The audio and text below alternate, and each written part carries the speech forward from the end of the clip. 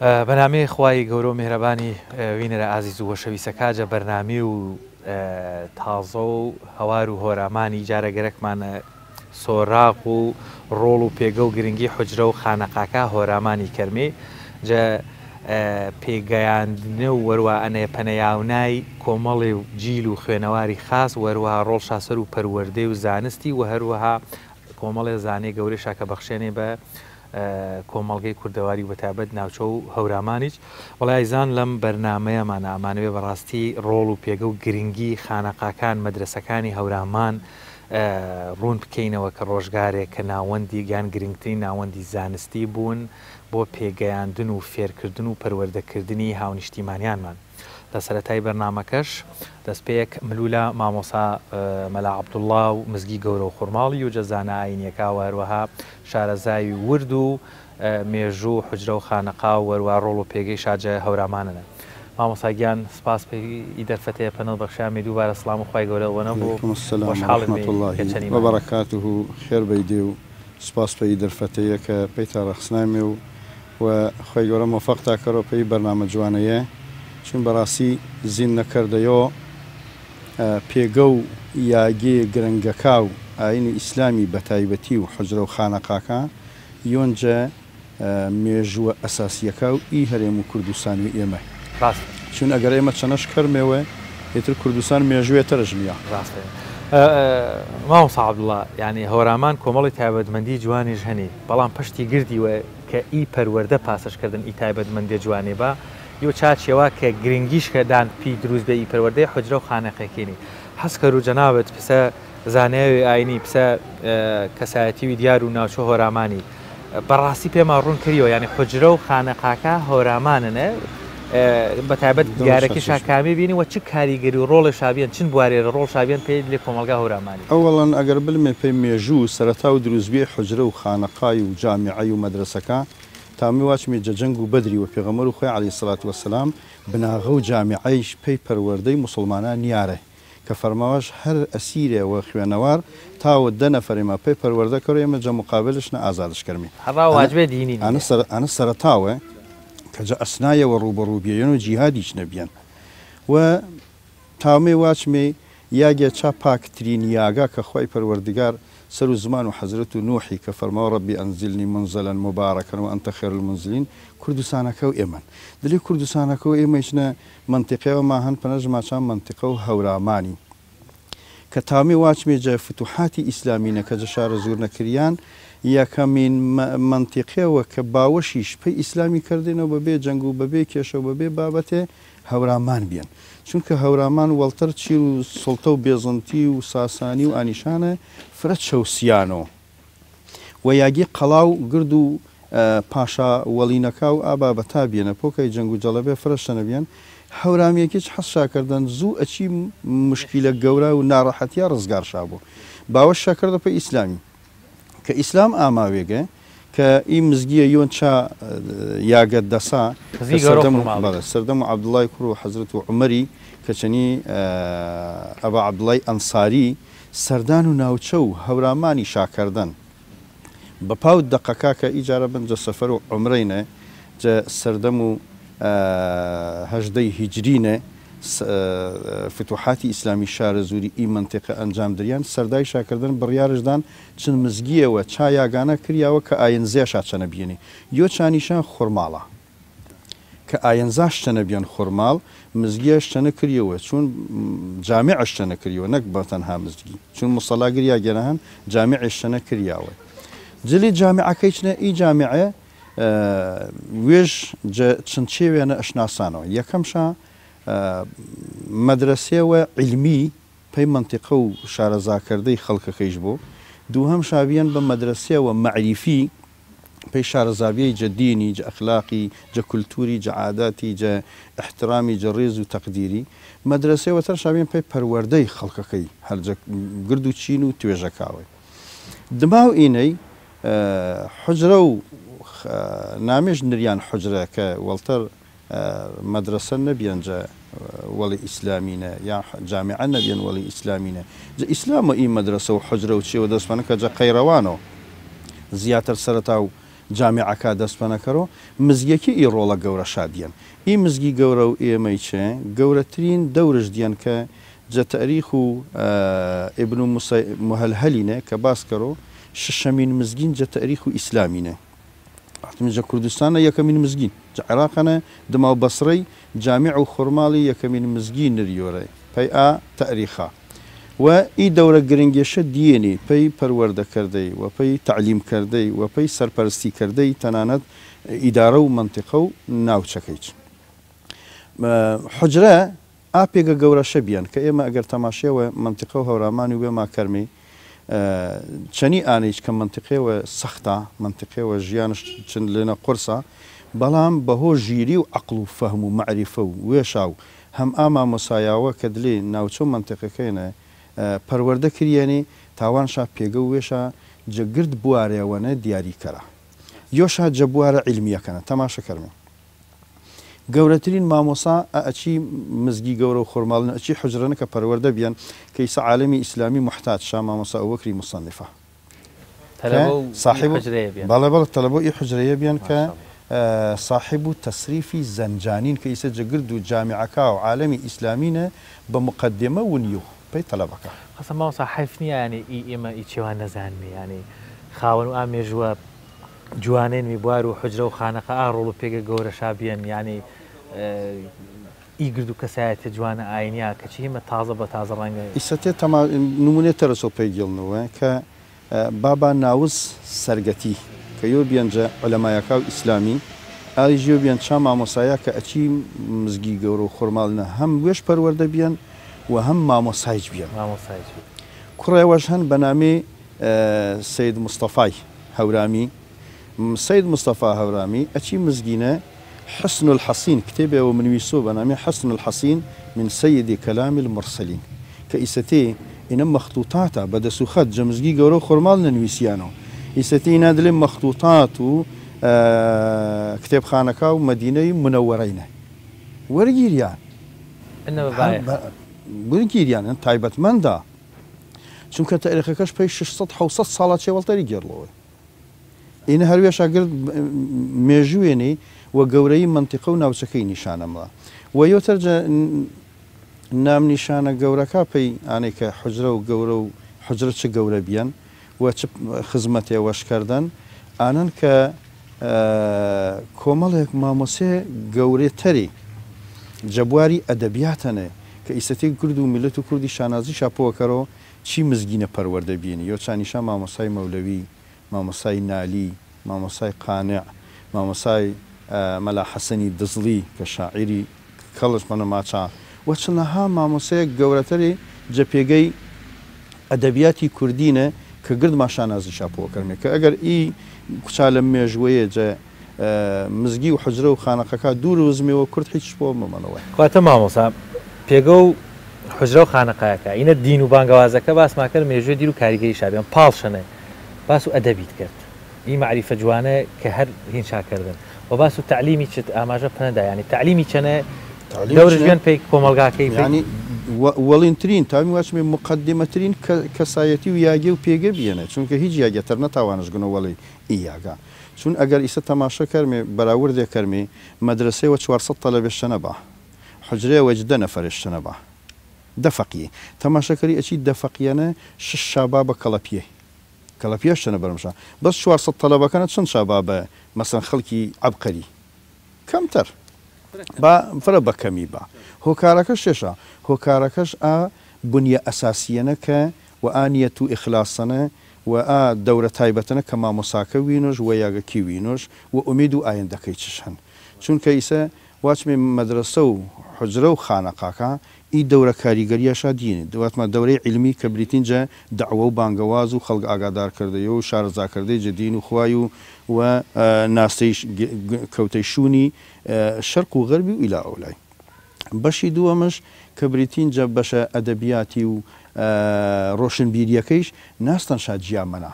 ئاویچی شعرەکە و مامۆسای مەولەوی کە ئیسەتی ئەگەر تەماشە و سەجعەکەش کەرمێ کۆمەڵێشە بە هەورامی کۆمەڵێ بە عەرەبی کۆمەڵێ بە فارسی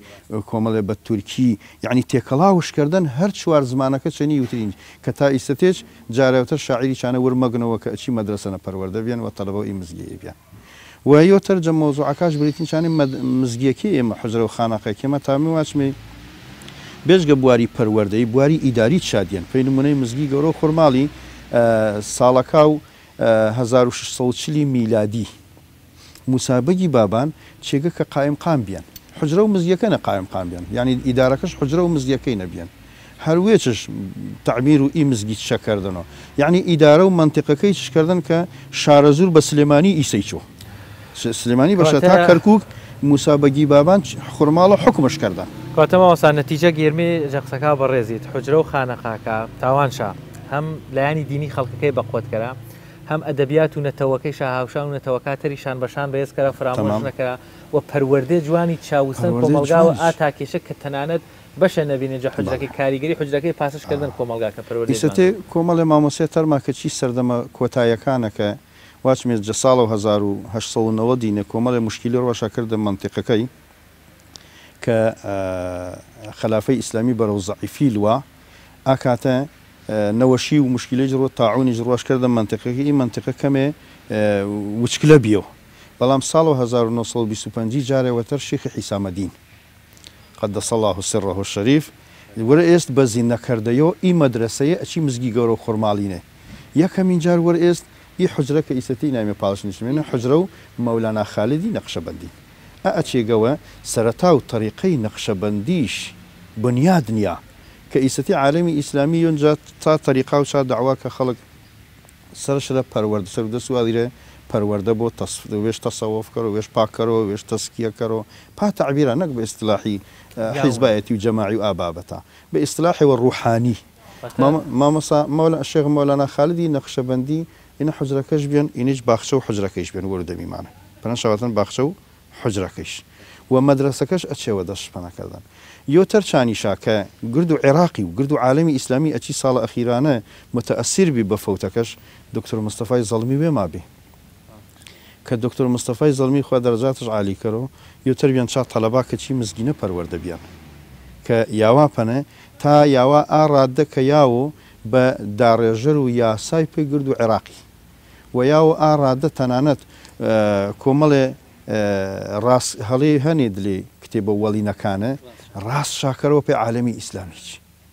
بەڵام مع الأسف ئێمە فرە بە خزمەتش نایاوامی کەمتر بە خزمەتش یاوامی ئەمە الحەمدلله ئەندازێ و ئیسفادەماجە بۆ چوونە جوانەکاش کرد کە بۆ چوونێ تایبەتێش بێنی وە کۆمەڵێ تر چا مامۆسایە کە ئیسەتەی ئێمە شانازی شاپۆوە کەرمی مامۆسا شێخ سدیقی سەرگەتی مامۆسا ئەحمەدی کاکە مەحموود مامۆسا ئەحمەدی شافعی کە ئیسە ڕئیس و لیژنە و فتوا و هەرێم و کوردستانین ئینەگەت تەلەبێ بێنی چی مزگینە مامۆسا مەلا موسای بیارەی ئینەگەت تەلەبێ بێنی ئەچی مزگینە کە ئیسە حەزور شاهان هەزارها مامۆسێتەریچ چی مەدرسەنە این جارە جەبوارە سیاسیەکەی چنە ئی مزگیە واچمە ئی مەدرسە و خانەقا و هەرێم خۆرماڵی هەرپا ئاسانیە نەنیشتەنە تەنها بواری پەروەردەینە بواری بانگەوازنی بواری سیاسەتی چش جیاناستن تەماشەکەری جەناب و مامۆستا مەلا عوسمان عەبدولعەزیزیش پەروەردەکردن کە یۆ بیان تەلەبەکە ئی مزگی کە وەرئێست حرەکێوە سیاسی جیهادیش لە عالەمی ئیسلامی بنیاد نییە و دماوە ئاڵیچی تەماشەکەری مامۆستا سەلاحەدین محەممەد بەهائەدین هەمیۆ پێنج تەلەبا کەچی مزگینە ئاڵیچ هەم پەروەردە بیان هەم کوڕی مزگەی بیان هەم چی مزگیشە بجارێ بیان تەماشەکەری حرەکێوە ئیخوانی پەروەردەی ژە کوردستانە ئەلئان ئینا وەردەسین پێگە و ئی حجرەیە و پێگە و ئی مزگەیە تەنانەت سەرپەرستی گرد و مزگیەکە و دەوروبەری چشکردن یعنی پێگە و شارە زوری بە عامکردنش هەر مامۆسێەوە پێی هەریاگە پیویست بێ بۆ ئامێنی ئەچی مزگەوە دەور و وەزارەت و ئەوقافیش دیان دەور و مدیر عامێوەش دیان چنی خانەقایەکتەری بەعام و دما و مزگی گەورە و خورماڵی خانەقا و بیاری خانەقا و تەوێڵی خانەقا و خەرپانیای مەدرسە و خەرپانیای مامۆستا مەلا عەبدوڵڵای خەرپانی کە ئالیژیۆ بێنجە تەلەبەکان مامۆستا مەلا عەبدوڵڵای خەرپانی عەبقەریەکە و منتیقە و هەوراماناتی وەچی ئەخیری چۆکە تا ساڵە 2010 تامی واشمی مەدرسە و عەبدوڵڵا ئیبن عومەری ئیسێ چیر و ئیشراف و برادرا و کۆمەڵی ئیسلامینە کۆمەڵی دادگەرینە ئیشراف کردی و ئەچی مەدرسە نەجارێتتر بنیادن دیاوە و الحەمدولیلا ئیسە ینی هەر بەردەوام هەر حجرە و خانەقاکانە بەردەوامە و هەن و ئێمە دە ساڵ و هەزار ئی مزگێ تەنها دەور وەچمی داوە بانگەوازەکەی چ نڵێن دەورە دادگای چش دیە دەورە محکەمەکردەی خەڵکی چ دییان دەورە و چارەسەرکردەی پێشە کۆمەڵایەتەکە گردی دییان بەردەوام لیژنە فتواشتە دییان هەتا ئی ساتەکە من قسەی چەنی جەنابی تاکرد و الحەمدولە تاوانمە فرۆ گرفتەکە و مشکلەکە و منتیقە و شارە زووری و هەڵەبجەی و دەور و بەری و بە تایبەتیجانێک کە منتیقە گۆڕەمانە گردی حەلکردن فرعلە مامۆساگیان بەڕاستی ینی ڕێی و جەنابتیم پێی گرنگەنە ینی ئێمە پێما بەرکرد کە حجرە و خانەقێکی بوار و پەروەردەی بانگەواز سیاست ئیداری کارگێڕی چ دەورشابیان دووبارە گرنگیدایەوە جدیانە پێی زیینەکردێ و بەردەوامەنەی فەقێ و حجرەکە هەورامانە بە تایبەت مەدرسە و خورماڵی خانەقا و بیاری و خانەقا و تەوێڵی ینی گرنگ نییە پێویست نییە ئێمە بەردەوام ئێمە پێسە بەرنامە و مزگی گەورەوی و پێسە مامۆسا و ئیمام و خەتیب و مزگی گەورەی بەرنامانیانە دما و ئینشاءڵڵا نۆژان کردەوە دروست کردەوە مزگیەکەی بە مەدرسەکەی شو چونکە مەدرسەکەی چی ناپاڵنە هەمان مەدرسە ئینشاءڵڵا پێی مزگی گەورە و خورماڵی دروست کردمێ بە پشتیوانی خی پەروەردگاری چونکە زەروراتەوە حجرە و فەقی ئیسەی مەدرسە ماهان یعنی ئیجازەی فەقیەتی ماهان و فەقیەکەی ما ئیزەتی کیانێنی پێی لاولای من جملە کۆمەڵە شاینە لە مامۆسا ئەبوبەکری سدیقی و کۆمەڵە شاینە لە مامۆسا عەبدولستار و ئەلیشا و کۆمەڵە شاینە مزگیەکە و شافعینە جە هەڵەبجە چاگەوانە وەرانی چێگە جارە پێگەکەمە تعمیر کردیەوە ئینشاءڵڵا دواتر فەختاکەر و سەربەرزی بیدی و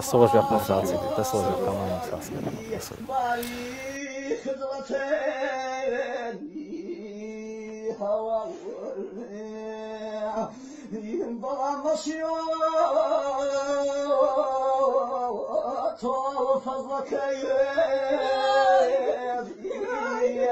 كذي من نبواي كذي من نبواي بهاو نفردي إغمازك يجقضي نابكاري مني جروسياي هياواري يوبدي كرداري مني فوقاي تم كافيا خواوا اي قدير انفعال بابا رحمي بكرم فماوي خواي هواي مديا وتماري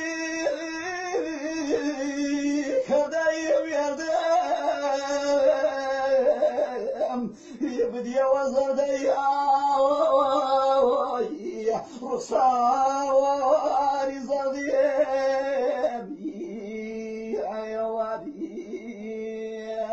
هرچند شایسته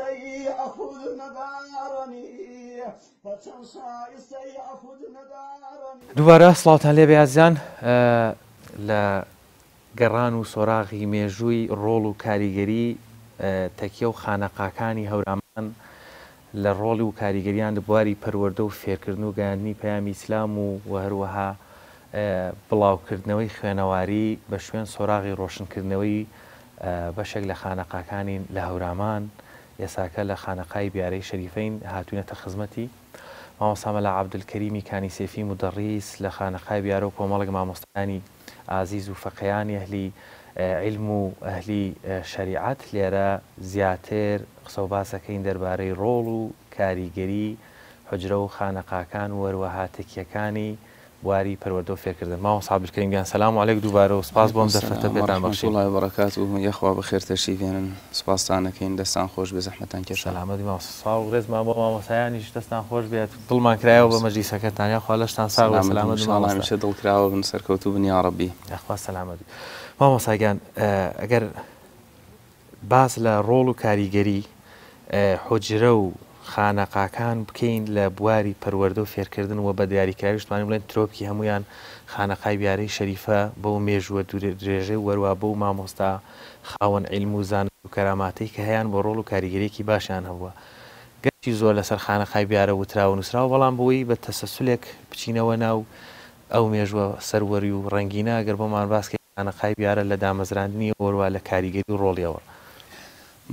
بسم الله الرحمن الرحيم الحمد لله رب العالمين وصلى الله على سيدنا محمد وعلى آله وصحبه أجمعين. مامۆستا گیان ئەم شوێنە کە دروست کراوە ساڵی دامەزراندنی ئەم شوێنە 1370 هیجری بووە لە سەردەستی شێخ عومەر ضیاءالدین کە قەبری مبارەکی لێرەیە، پیاوێکی زۆر خواناس، ساڵحێکی زۆر گەورە، خەمخۆرێکی زۆر عیلم و زانست بووە. لە سەردەسی ئەوە دروست کراوە. معلوم کە ئەوان چوار کوڕ بوون، کوڕی شێخ عوسمان سیراجەدین، دوای فەوتی باوکیان و شێخ محەممەد باعەدینی برای تەشریفی ئێتە ئێرە و لێرە بە ئاماژەی پێغەمبەری خوا صلی الله علیه وسلم دقیق ئێرە هەڵ ئەبژێرێ بۆ دروستکردنی مەدرسە و خانەقایەک بۆ خزمەتی عیلم و شریعەت. مامۆستا شێخ عومەر ضیاءالدین قودیسە سیڕوه لە ساڵی 1370 هیجریە، طبعاً پێش ئەوەیش لێرە مزگەوتی ناودێ هەبووە. خۆی بە تایبەتی جوابی ناردووە بۆ لای ئەمین و ساداتی سنە لە کوچک چەرموو. مامۆستا مەلا عەبدولقادری گەورە بووە، مەلایەکی زۆر گەورە و عالم و خواناسێکی زۆر بلیمەت و بێوێنە بووە. شێخ عومەر ضیاءالدین داوەتی ئەکا بۆ ئێرە، لێرە ئەیکاتە مدەڕیس بەر لە دروستبوونی ئەم خانەقایەش کە دروستی بکە، هەر لە مزگەوتی ناودیا لەوێ فەقێ بوو و تەدریسی کردووە مامۆستا مەلا عەبدولقادر. دواتر مامۆستا مەلا عەبدولقادر خێزانەکەی فەوتەکە. شێخ عومەر ضیاءالدین کچێکی خۆی بەناو فاتمەخان لێمارە ئەکا. شێخ عومەر ضیاءالدین ئەم مەدرسە زۆر خەمخۆر و لە فکری ئەوە بووکەوە عیلم و زانست لە کوردستانە کە دوای ئەوە کزیەکی زۆر ڕووی تێئەکا زیینووی بکاتەوە، بالفعل توانیشی زیینووی بکاتەوە. لێرە کچی خۆی لە مامۆستا مارە ئەکات. دوای ئەوە چەند جار لە ناو هەموو خەڵکە کە خەڵکێکی زۆر لە خزمەتیا بوون بەدەستی مبارەکی خۆی پێڵاو دائەنێ بۆ مامۆستا مەلا عەبدولقادر کە زاوای بووە. زاوا لە مەشهورە لە کوردەواریا وەکو کوڕی ماڵوایە، بەڵام ئەو بۆ حرمەتی عیلمەکە پێڵاوی بۆ دائەنێ. مامۆستا بوو ڕاشتەکە ئەمە بەوەست بۆ ئامانجی ئەوەی لێرە بمێنێتەوە بتوانێت بناغەیەکی باشی علمی بۆ ئەم خانەقایەوە بۆ مەدرسێدا بنێ. بەڵێ بالفعل لە شێخ عومەر ضیاءالدین خۆی کەسێک بووە هەر نەک لەبەر ئەم شوێنە، لە هەموو شوێنێکە مەلاو فەقی خۆشویستووە. مامۆستا عەبدولکەریمی مدەڕیس لە یادی مەردانە دەرەجەی عالی بێ فەرمێ مامۆستا مەلا عەبدوڵایەک بوو لە هەڵەبجا، ئەویش هەر تەدریسی ئەکرد لەم دەیەک بۆ لە سەر بە هەڵەبجەی شەهید. شێخ عومەر ضیاءالدین ویستی کچێکی خۆیژی پێ بدا، لەبەرەوە ئەهلی عیلمی زۆر خۆشەویست. مالەسە مامۆستا فەرمێ لە تەمەنی گەنجیا و مامۆستا مەلا عەبدوڵا فەوتە فەرمێ. شێخ عومەر ضیاءالدین لە هەموو سەفەر و دانیشتن و حەزەرەکانیا لە مەجلیسەکانیا هەوڵی داوە خزمەتی مەلا و فەقێ بکە. لێرە بە تایبەتی هەتیوی هێناوە. مامۆستا مەلا ڕەحیمی وشقوبەیی ئەگێڕێتەوە کە برای مامۆستا مەلا سلێمان بۆ فەرمێ نزیکی 18 هەتی بووین لێرە. شێخ عومەر ضیاءالدین بانی کردین لێرە و خزمەتی ئەکردین و بە تایبەتی بە شەوا کاتێ دێربوو ئێمە بشکۆلە بووین ئەهاو کتریە شتێک کە ئاوی گەرم پێ بۆ ئێهێنا لەگەل شەکر و هەچێک بووە لەو سەرداما وەکو بێژی قەنداخێکی پێداین. زۆر کەسانی بەڵێ وەکو دڵنەوایی وەکو خزمەتکردن. مامۆستا مەلا عەبدولکەریم مدەڕیس حتا باسی حادیسەیەکەکە زۆر گرنگ ئەفەرمێ جارێکیان لە یەکێک لەم حوجرانە فەقێکی تیا ئەبێت طبعاً عادەتی نەخۆشین ئەم فەقێ ناتوانێ وەکو بڵێ خۆی ڕابگرێ و کەمەری شل ئەبێ و میزوو ئەوە بە خۆی ڕناگرێ. فەرمێ زۆربەی جار ئێمە بەزەیمان پێ هاتوو، بەڵام ئەمانزانی طالیب العیلمە و حەزبە عیلمەکەیەکە هەر چاوپۆشیمان لێ ئەکرد حەچیشەوە ئەوە عادەتی بوو. فەرمێ جارێکیان شێخ هات لە شێخ عومەر ضیاءالدین لەسەر شوێنەکەیە دانیش دەقیق هەچێ هاوارمان لێکرد قوربان ئەوێ بەکار نایە. فەرمی وەڵاهی ئەمرم پێکراوە بێ لەسەر دۆشەکەی ئەم فەقێ دانیشم، لەسەر شوێنی ئەم فەقێدا بنیشم وەکو دڵنەواییەک. شێخ عومەر ضیاءالدین زۆر عیلم و کەسانی عیلم دۆستی گەورە کردووە، بە تایبەتی مامۆستای مدەڕیسە فەرمێ جارێکیان تەشریف ئەبا بۆ مەریوان لە ڕێگادا گوندی کانیمیران هەیە ئەکەوێتە بینی بەردەڕەشە و ساوا، لەوێ ئەپرسێت خەڵکەکە لێرە مزگەوت و فەقی لێیە؟ فەرمون بەڵێ. تەشریف ئەبات بەرەو پیری بەرەو ڕووی حوجرەکە و نیو سەعاتی ڕێک ئەفەرمێن بە پێوە ڕووە و حوجرەکە ئەوە سێ شێخ عومەر ضیاءالدین. دوای ئەوە عەرزەکەن قوربان بێتاقەت بووین ئەفەرمێ با بڕین بۆ ناو حوجرەکە، تەشریفە بن بۆ ناو حوجرەکە و احترامێکی زۆر قایل ئەبێ بۆ ئەو شوێنە. ئەفەرمونون لە تعزیمکردن و گەورە ڕاگررتنی شێخ عومەر ضیاءالدین لەو سەفەرەدا بۆ ئەو حجرەیکانی میرانە زۆربەی دێهاتەکانی مەریوان حجرەی تیادا مەزرا کە زانیان ئەم پیاوە بەم هەموو مەکانەتەوە ئەوەنە حرمەتی مەدرسە و حجرە و فەقیلایە و خەڵکانێکی زۆری شامیان لێ کرد بە هەمان شێوە لە خانەقای بیارە شێخ عومەر ضیاءالدین قودسە سیڕوه خزمەتی مەلا و فەقیه زۆر کردووە لەگەڵیانە بوون مامۆستا مەلا عەبدولقادر کە لێرە بووە زۆر دڵنەوایی کردووە کاتە مامۆستا عەبدولکەریم ئەگەر باز لەوە بکەین مەدرسە و خانەقای بیارە لابەرین ئەو کاتە ئەوەی کە دروسە بێ ئەو بۆ فەراغی دروسە بێ لێرە ڕۆڵ و کاریگەریمان بۆ دەرەکەوێ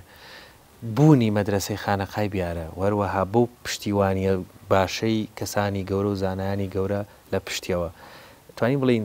چ کاریگەری و ڕۆڵێکی یان چ ڕەوڕەوەی جۆری زانست و علم و معریفە و دینداری و شریعەتی لە ناوچەکە کاریگەرتر کردو و بڵاوتر کردوێتەوە بەعام هەورامانات ئەلحەمدولیلا بێشکەیەک بۆ عیرفان پێش خانەقای بیارش خانەقای تەوێڵە بووە شێخ عوسمان سیراجەدین کە لەوێ مەدرسە و حجرەی تەسیس کردووە پیاوانی زۆر گەورە وەکو مامۆستا مەولەوی وەکو مامۆستا مەلا حامیدی کاتب و شاعیرە گەورەکانی کوردەواری بە تایبەتی وەکو وەفایی زۆرێک لەو پیاوە گەورانە هاتوونەتە ئەو شوێنە عالمە گەورەکان وەکو مامۆستای قزڵجەی چەنەها عالمی گەورەتریش کە هاتوون لەوێ تەدریس بووە بەڵام خانەقای بیارە ئەتوانین بڵێن شتەکەی بە تەواو مەعنا نور و پشنگی خانەقای بیارە نەک بۆ هەورامانە بۆ هەموو عالمی ئیسلامی بووە ئەتوانم بڵێم ئەگەر خانەقای بیارە لە هەوراماناتە دەربکەین هەورامانات ئەکوژێتەوە لەگەڵ ڕێز و حرمەتما زۆربەی شوێنەکانی تر بێ حجرە و بێ مەدرسە وەساون لەم زروفە پڕ لە فیتنە و ناڕەحەتیەدا کە خەڵکی لە عیلم و زانستی دینی بەڕاستی دوور کەوتونەتەوە خانەقای بیارە توانیوێتی ئەو فەراغە بە معنای کەلیمە پڕ بکاتەوە ئەلحەمدولیلا ئەم خانەقایە کە ئێستا جەنابتان تەشریفتان هاتووە فەقەی چوارپارچەی کوردستان بڵێن سووریا کەمتر بەڵام تورکیا لە ئێرانەوە کە ئێستا حالیان فەقەی تورکیمان هەیە خەڵکی تورکایە کوردستانی تورکیا بەڵێ فەقەی کوردستانی ئێرانمان زۆرن تایبەتی لەم ئێستەیش حتا هەر هەمانن لەو مامۆسانە و مامۆسا بەڕێزە خەڵکی شەڵماشە کە تەشریفی لێرەیە و لە منتیقەی جنوبی عێراقەوە بڵێن بەغداد و باعقوبە و فەلوجە و حتا ڕوومادێ ئەوانە فەقەی سەردانی کردوین و لە خانەقا هەر هەمان ئێستش بالفعل فەقەی عەرەبمان هەیە ئیتر لە کەرکووک و هەولێر و ئاکرێ و ئەو منتیقانە بە هەمە مامۆستا عەبدولکەریم بە هەمان با بڵێن شێواز و ڕێچکەی تەدریس کە لە ڕابردووە هەبوو ئێستش هەراوە بەردەوامە بەڵێ ئەلحەمدولیلا خوێندنی خانەقای بیارە بەوە جیا ئەبێتەوە کە ڕەسەنایەتی خۆی لە دەستناوە ڕەسەنایەتی بە معنە ئەو وردیە کە پێشتر بووە مامۆستا مەلا عەبدولکەریم مدەڕیس باسەکە کە لە خانەقای بیارە شێوازی خوێندنەکەی چۆن بووە فەرمێت تا ئەو سەردەمەی خۆیژی لە زمانی مامۆستا مەلا عەبدولقادری گەورە و تا زمانی خۆیژی هەر بەردەوام بووە ئەلحەمدولیلا ئێستەیش نیسبەت بەم زەمانەکایە ئەتوانین بڵێن خانەقای بیارە بە تایبەتی ئیشارە و ئاماژەی بۆ ئەکرێت لە عالەمی ئیسلامیە زۆر باشە مامۆستا عەبدولکەریم کە باس لە حجرە و خانەقاکەین ئێستا بەڕێستان ئاماژتان بە خاڵێکی جوان کرد لە کوردستانی ڕۆژهەڵات لە باکوور کەمێک لە ڕۆژاوا لە باشوورە و لە ناوچەکانی ترەوە فەقەیەکی زۆریان لە مزگەوتێکە وەکو برا ڕەنگە بمێنەوە بە 3 مانگ بە 6 مانگ تا ئەو بابەتەوە وانەی هەیەە نازانە من تەسەسولەکە چۆنە چەند مانگەکە برایەتیەک دروسە بێ یەکتر ناسین دروسە بێ تێکەڵیەک دروسە بێ بەدەمەواتن دروسە بێ یانی توانین بڵین وایە خانەقا و حجرەکان نەک هەر خەڵکیان فێری زانست و زانیاری کردووە جۆرێک لە جۆرەکان ئاشتی کۆمەڵایەتیەکیشان دروست کردووە گەرم و گوڕێک و ئێستا مەسەن بەداخەوە برا لەگەڵ برا بینی خۆشنیە وەڵام جاران بۆی حجرە و خانەقەکانەوە مامۆستایەکی یانی لە بااشوورەوە لەگەڵ مامۆستایەکی لە ڕۆژهەڵاتەوەکو براوا بوون بالضبط وایە خانەقای بیارە ئەم فەقیانە کە لێرن نە باوک نە برا نە ئامۆزا هیچ کەسێکیان لێرە نین بەڵام لە باوک و برا بڵێن نزیکتر ئەو فەقی و ڕەفیق و مامۆسانین کە هاین بەیەکەوە باوڕ فەرموو ئەگەر فەقەیەک نەخۆش بێ هەمووی بێتاقەتی ڕووی تێئەکات ئەگەر فەقەیەک مشکلەیەکی بێ هەمووی بەدەمیەوە ئەچێت ئەمە لەلایەکەوە لەلایەکی تریژەوە هەر ئەو کەسە کە لە دوورەوە ئێت خەڵکانێکی ئەوێ لێرە لەگەڵ ئێرە تعاڕوف و ئاشنایی پەیاکەن ئێرە لەگەڵ ئەوێ تعاڕوف و ئاشنایی پەیاکەن سەردان و هاتوچۆکردن بە نیسبەتێک ئەوەی کە بگونجێ و حەدە الئیمکان هاتوچۆ و برایەتی ئەوە دروسە بێت محەبەت و تەبایەکی زۆر لە نێو خەڵکییا دروستەکەن پێشتر لە حوجەکانە ئێستا نیسبەتەن کەمەوە بۆتەوە بەڵام پێشتر لە حوجەکانە کە من خۆم لە منطقەی پیرانشار یا بە تایبەتی لە بەردەڕەشەی مەریوان و کانی دینار و ئەوانە خوێندومە گەنجان و خەڵکی ئاواییەکان ئەهاتن بۆ ناو حوجە لەگەڵ فەقێکانە دائەنیشتن قسە و باس حتا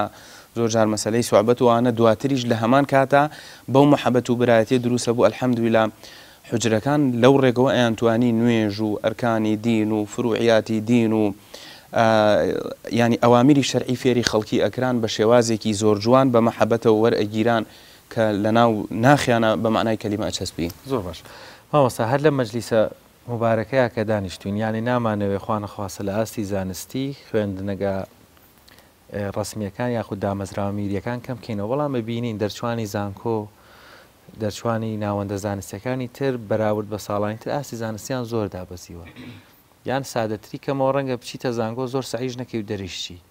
سیستەمی خوێندنی فەقێتی و ڕۆڵ و کاریگەری خانەقا و حوجرەکان فەقەیەک بە هەمان کوالێتیەکەی جارانەوە کامڵ نەبێ هەر دەرناچێ یان ئەمێش ئەتوانین بڵێن گۆڕانکاری بەسەلاتوە لێرەش. وڵی خانەقای بیارە ئەرزم کردن ئەوەی کە خانەقای بیاری جیا کردوێتەوە ئەلحەمدوللا ئەو توندیە لە شێواز و ئاسی خوێندنە ئەگەر بڵێن ئەتوانین بڵێن زیاوی نەکرد بێت کەمی نەکردووە ڕاستە دنیای عولەمە و تەکنۆلۆژیا بەعام خەڵکی سست کردووە بەڵام خەم خۆری خانەقای بیارە و وردی لە عیلمەکانە وەکو خۆی ماوەتەوە باوەڕفەرم و ئەلحەمدوللا ئێستا ئێمە فەقێمان بووە بڵێن لێرە کە هاتووە ماستەر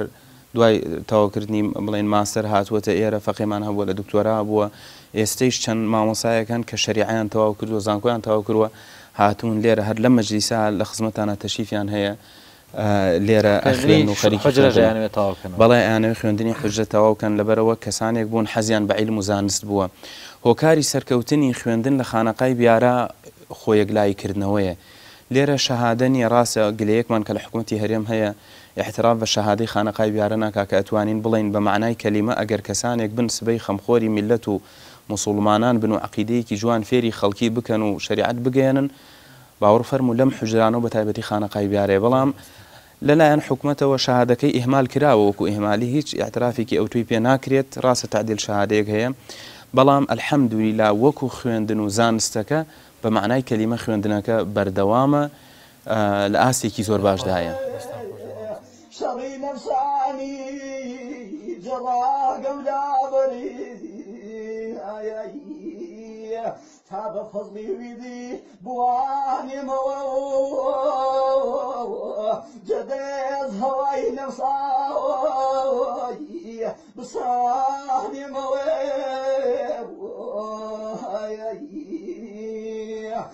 بەڵکم جا ئاخری پەیوێمی فکرێکەمی تەدارک پەی چەند ئاوایی تەزبیح ذکرێکەمە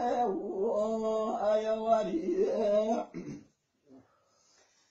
بەڵام بەو شەرتێ چەنین قبوڵکەی بەهانەی ئەسباب خواوەی عەفوم وصولکەی نەفسی بەدکرداریت خوا بێدینی بەدبەردی شومی سەرگەردان خواوەی خەیاوانی سێزی ئاغازی خواپەی چێز عادەتدی وە گوناه کردنی ژاری مەحرومی ڕەحمەت دووەردەوەنی خوایی ڕاگەی حەقیقەتی دەوێت شێنێ بیادت فەی مەحبوبی حەقیقی نیێنی خوایی موتني أسيودي موتني أسيودي لخاطر دواني ميخي موبت بنضوي خاكواني دايم قرفتار على زوي خامي يكسان فريدي ماوەس عەبدولکەریم حوجرە و خانەقاکان لە بیارەش و لە تەوێڵەش یان لە ناوچەی هەورامانات یعنی ڕێژەیەکی زۆر فەقییان هەبوو بە درێژایی چەندین ساڵ لە ساڵەکانی ڕابردوو ئەو هەموو خەڵک و زانایان پێگەیاندووە مەسەن دوو فەقێمان نەبین لەگەڵ یەک شەڕ بکەن فکری جیاواز تەفرەقە دروست نەبوو مەسەرەن کەسانێک دروست نەبوون مەسەنە زیان بە خۆشیان و بە کۆمەلگاش بگەێنن حەز ناکێسە وێنایەک دروست بووە نیشانەی پرسیانە لەسەر خوێندنی ئیسلامی خودی ئیسلام دروست کردووە لێرەیە ڕۆڵی خانەقا و تەکیەکان و ئەهلی تەریقەت و شریعەت چۆن بۆ لە پارێزگاریکردن لە گەیاندنی پەیامی جوانی ئیسلام و وەروەها پارێزگاریکردن لە تاکەکان بۆی سوود بەخش بن نەک ببنە زیان بۆ خۆیان و بۆ کۆمەڵگەش لە ڕاستیە ئەتوانین بڵێن کام دەرمان کە زۆر خزمەت بە خەڵکەکە و نەخۆشینی ئینسان لا بووە ئەگەر بێتی مادەیەکی ژەهراوی تێ بکەی ئەو دەرمانە بێتە دەرمانێکی کوشندە خوێندن و دینی ئیسلامیش دینێکی پیرۆزە شەرافەت و کەرامەت و سەر و ماڵ و خوێنی هەموو خەڵکانی پاراستووە دینی ئیسلام بەو شێوازە هاتووە بەڵام بەداخەوە کەسانێک دروست ئەکرێن لە دەستی غەرب و کوفرە ئەهێنرێن ئیشی نەشیا و ناشیرین و خوێنڕشتنیان پێ ئەکرێ بە ماڵ لەسەر ئیسلام و ئیلا ئیسلام ئەتوانین بڵێن ئەو حەقیقەتەی کە لە هەوراماناتە و ئەو دیانەتەی کە لە ناو کوردستاناتە پەیڕەو کراوە وەک بڵێن مەزهبی ئیمامی شافعی و عەقیدەی ئیمامی ئەشعەری بەڕاستی توانیویانە حەقیقەتی ئیسلام وەکو خۆی بهێڵنەوە بەو جوانیە نیشانی خەڵکی و جلوەی کۆمەڵگای بدەن دینی ئیسلام عەقیدەی ئیسلام بۆ ئەوە نەهاتووە کە خەڵکی بکوژێت خەڵک لە ناو بدا ناشرین کاری دروست بکە ئەو فکرە و تنڕەوی و تەکفیریەی کە هەیە بەڕاستی ئیسلام 100% لەوانە دوورە ئەهلی حوجرە و خانەقا من خۆم نەمبیستووە بەڕاستی نەشم بینیوە کە پەروەردەیەکی ئەهلی خانەقا و حوجرەکان بەڕاستی بێتە بەشێک لەو پرۆسەیەوە یاخود بێتە بەشێک بکەوێتە جۆڵی بێتە یاری دەستی و غەرب و ڕۆژاوایەکە مامۆساگیان ئینسان کە لە دینە کەم خوێندە بوو چەند نەسێک چەند دەقێک ئەبینێ لی تێناگا فتوای پێئەدا خەڵک تەکفیرەکە بەڵام کە ئینسان فێری خوێندن و عیلمەکان بوو بە ڕێکوپێکی لە دەقەکان تێ ئەگات ئەزانێکەوە دینی ئیسلام ناسیخ و منسوخ و مطلق و مقەیەد و عام و خاص و هەموو ئەمانە ڕووی تێ ئەکات بۆیە هەر دەقێک ناگرێ بەدەسەوە یەکسەر فتوای کوشتن و تەکفیری ئەمەی پێبدا ئەتوانین بڵێن بە معنای کەلیمە دووری لە عیلم و زانست و ئاکا کە ئینسان بتوانێت خەڵکی تەکفیر بکە خەڵکی بەخراب دەربکە ئەگەر ئینسان خوێنەواری واقعی بێ بەر لە هەموو شتە هەوڵەدا خۆی لە خەڵک بە باشتر نەزانێت هەموو خەڵکی بە چاک سیر بکە بە چاوێکی جوانەوە بە چاوێکی پڕ ئیحترام و محەبەتەوە سەیری کۆمەڵگا و مسلمانان بکە لەناو ئەم شوێنەدا لە حوجرە و کوردستاناتە جوولەکە مەسیحی هەموو خەڵکان بە سەلامەتی ژیاون کەسیش لەم مامۆسا گەورانە فتوای کوشتنیان نەداوە نەک لەبەر ئەوە شارەزانەون بەڵکو لەبەرەوە شارەزای ئەو دەقانە بوون کە کەسانی تەنڕەو ئەیبێنن و شارەزای چەنەها دەق و نوسوسی تر بوون بۆیە توانیویانە بە بۆن شارەزایەکانەوە سەر و ماڵی هەموو خەڵکی وەکو خۆی بە پارێزراوی بهێڵنەوە بەڵێزان دیارە یەکێک لە کللتورە جوانەکان یاخود یەکێک لەو تایبەتمەندیانەی کە لە خوێندنی حوجرەکان هەیە لە پاڵ ئەو زانستە شەرعیانە بە شێوازێکی زۆر زۆر ورد ئەخوێنرێن قەت حاڵەتە عیرفانیەکە و ئەدەبیەکەش لە یاد نەکراوە ئەمەش بۆ ئارامی و دڵ و دەرونی مامۆستایان وەروەها ڕێبوارانی ئەهلی عیلم و تەریقەت زۆر جار مەجلیسەکانیان منەوەرەکەن بە خوێندن و وێردی قەسیدە و هەروەها بابەتە ئاینیەکان لەگەڵ دەفێکی ڕۆحانی و هەروەها لە چوارچێوەی ئاداب و وەروەها ئەسلوبەکانی ئاینی پیرۆزی ئیسلام ێسەش هەر لە مەجلیسە مامۆسا سوێ بۆکو یەکێک لە مامۆستایان وەروەها تاڵب العیلمەکان لە خانەقای بیارەی شەریفە بە دەنگە خۆشەکەی مەجلیسەکەی ئەمەش نورانی ترەکە مامۆستا سوێ بگیان فەرموو اللهم صل على سيدنا محمد وعلى آله وصحبه وسلم يا رسول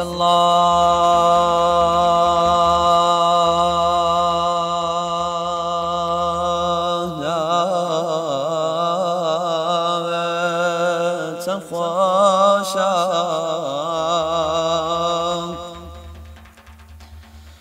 أرقد الله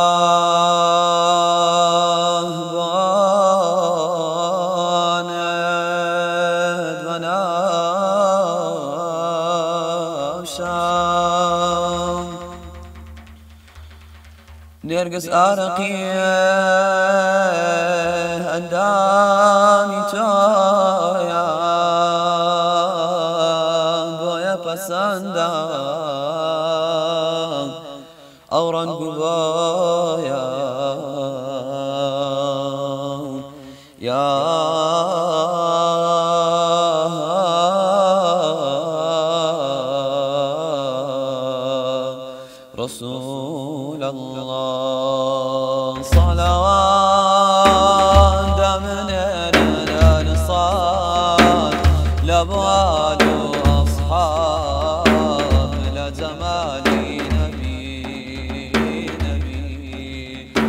صلوات من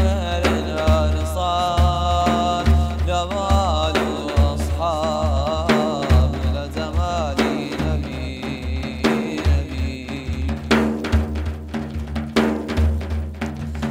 يا كبا خليفة برحقي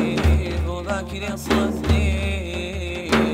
ويا رئيس الأنبياء ولي زنايب تحقيق ويان فداء ماض سري سردار تصديق قاري تاريخ غمخر أمراض الصديق أيام رفيقي وغار كسفر بوجار لبرشقي نبي صلوات من الأرصاد جمال أصحاب لجمال نبي صلوات من الأرصاد جمال أصحاب لجمال نبي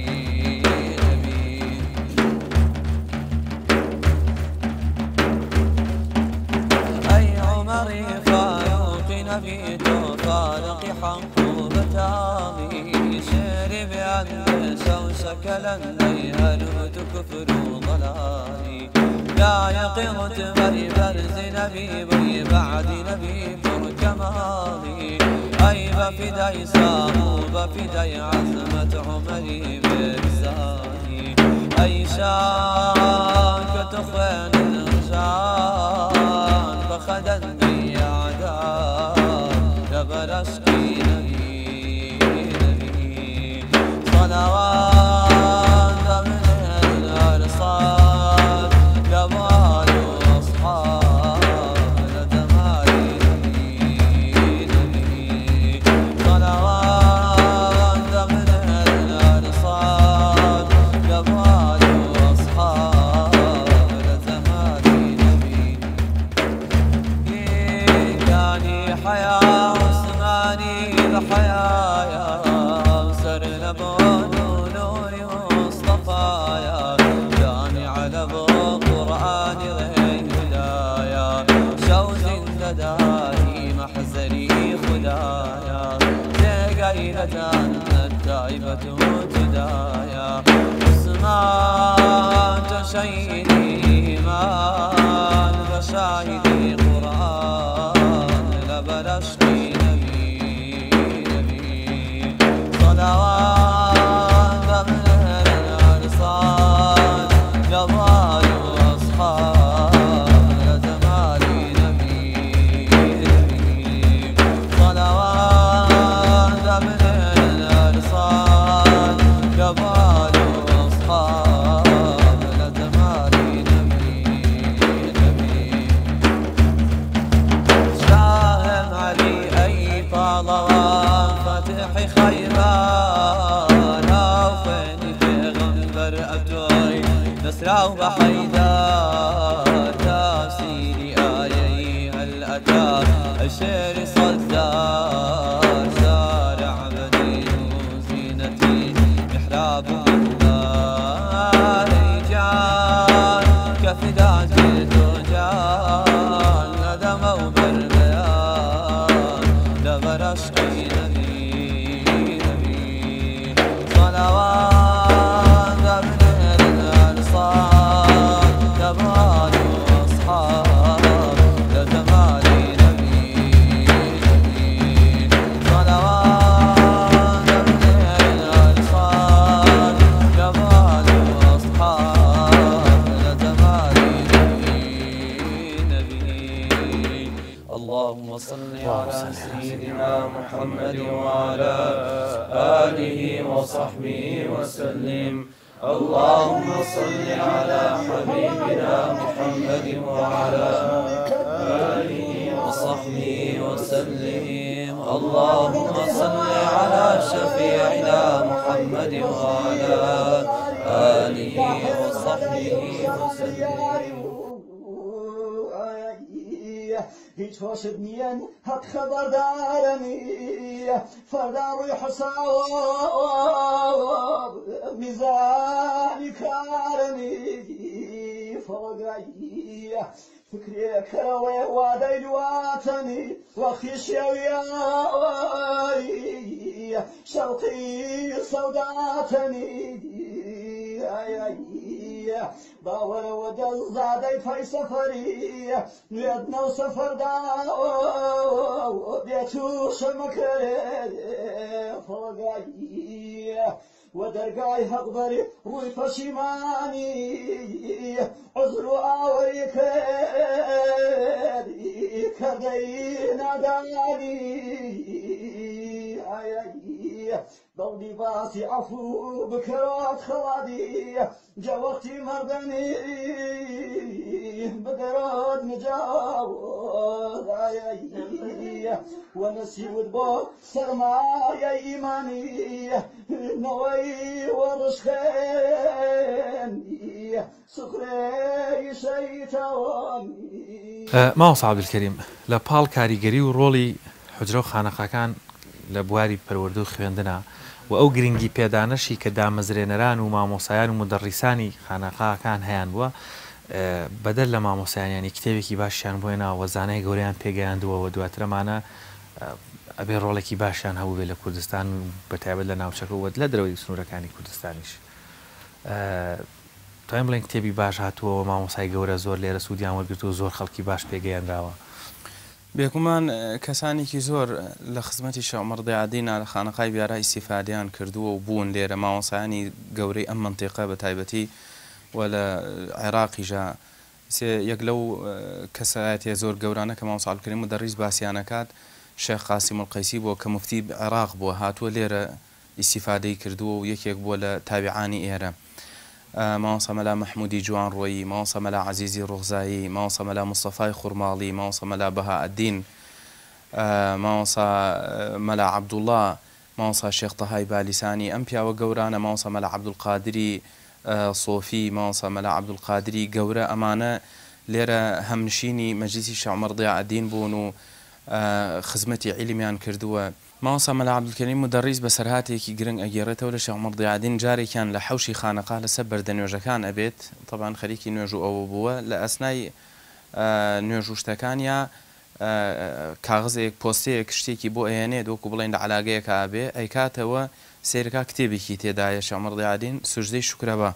دوایەوە لێیە پرسن قوربان ئەم سوژدە شوکرەت بۆچییە فەرمێ وەڵای سوپاس بۆ خوا حەمدی خوام کرد لەسەر ئەوەی کە منی بە شێوازێک ناساندووە بە خڵ بە کەسێکی عیلم دۆست محیب و خۆشەویستی عیلم خوا نەخواستە ئەگەر کەسێک بوومایە شتێکی تانجیە یا شتێکی گڵاویان بۆ بناردمایە چیم کردایە بۆیە بە شیاوم زانی کە سوپاسی خوا بکەم خانەقای بیارە مەکتەبەیەکی زۆر دەوڵەمەنی بۆ مامۆسا عەبدولکەریم مدەڕیس باس لەوە ئەکا کە زیاتر لە 3000 کتێبی تێدا بووە ئەم خانەقا بەڵام بەبوون زروفە سیاسیەکانەوە زۆربەی کتێبەکان لە ناوچوون لە سەردەمی شێخ عومەر ضیاءالدینە ئەو زاتە ئەو عالمە گەورانە بوون دواتر شێخ نەجمەدین کە دانیشە لە شوێنی شێخ عومەر ضیاءالدینە لێرە مامۆسا مەلا مستەفای خوڕماڵی مامۆسا مەلا عەبدولقادری ابن المؤمن مامۆسا مەلا عەبدولقادری گەولە مامۆسا مەلا ڕەسوولی بێدەنی ئەو پیاوە گەورانە هەر هەمنشینی بوون بە هەمان شێوە لە زمانی شێخی عەلاءالدینە مامۆسا عەبدولکەریم مدەڕیس ئەفەرمێ عالمان و زانایانی گەورە لە هەموو شوێنەکانی دنیاوە ئامشەوی ئێرەیان ئەکرد و مامۆسا عەبدولکەریم مدەڕیس بە تایبەتی شێخ تەهای بالیسانی لێرە تەدریسیان کردووە مامۆسا مەلا حوسێن فەترەیەک لێرە تەدریسی کردووە مامۆسا مەلا عەزیزی ڕەش لێرە تەدریسی کردووە دواتر مامۆسا مەلا عەبدولکەریم مدەڕیس خۆی فەرمێ نزیکی 25 ساڵ لە خانەقای بیارە مدەڕیس بووم دوای نەمانی مامۆسا عەبدولکەریمی مدەڕیس مامۆسا مەلا ئەحمەدی سەقز فەترەیەک تەدریسی کردووە ئەنازەی ینی بڵێن نزیکی ساڵێک مامۆسا شێخ جەلالی نژماری دەمەیەوی ئەویش فەترەی چەند مانگێک لێرە هەر تەدریسیان کردووە